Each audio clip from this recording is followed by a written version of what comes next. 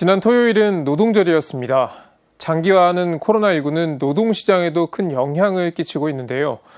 그 중에서도 특수고용 노동자와 비정규직 노동자들이 큰 타격을 받았습니다.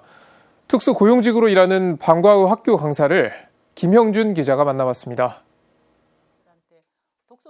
16년차 방과 후 학교 강사인 전국 방과 후 강사 노조 김경희 위원장은 지난해 2월부터 출근하지 못하고 있습니다.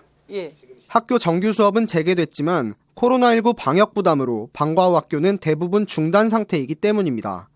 지금 수도권 같은 경우는 작년 2월 달부터 지금도 수업을 못하고 있거든요.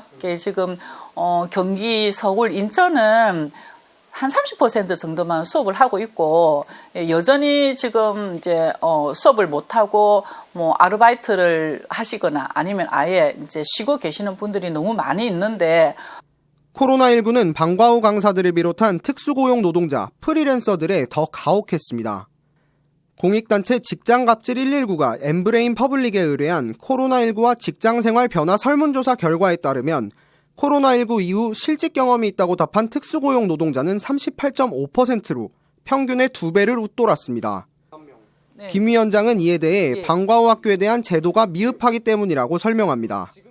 방과 후라고 하는 이런 이제 그 공교육 내에서 이런 프로그램이 운영된 지가 26년, 27년이 됐는데 아직도 관련된 법안이 없이 지금 이 방과 후가 운영되고 있거든요. 정해진 틀이나 법이 없다 보니까 모든 것들이 학교장 재량에 의해 가지고 이게 운영이 되고 있습니다. 그래서 저 같은 경우는 뭐 사투리를 쓴다는 이유만으로 계약이 해지가 되기도 하고.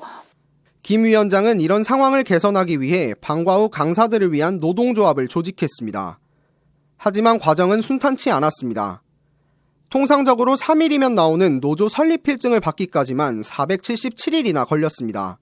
저희들은 당연히 노동자라고 생각하는데 노동자라고 인정을 안 하기 때문에 필증이 그렇게 쉽게 안 나왔었거든요. 그래서 너무 이제 좀 속상하기도 하고 뭔가 좀 억울한 마음도 있고.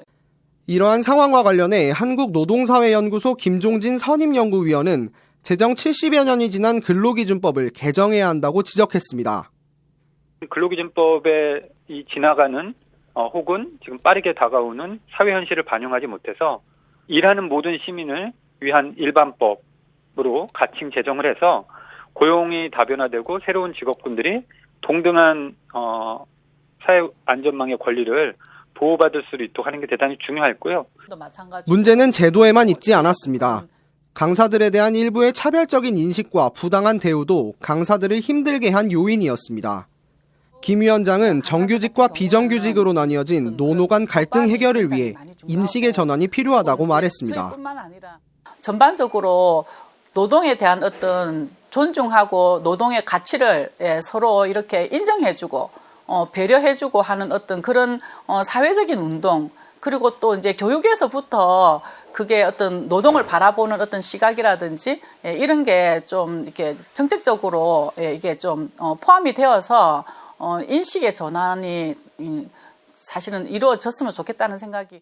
엄연한 교육 노동자인 방과 후 강사들은 여전히 학교에 머물 공간조차 없는 게 현실입니다.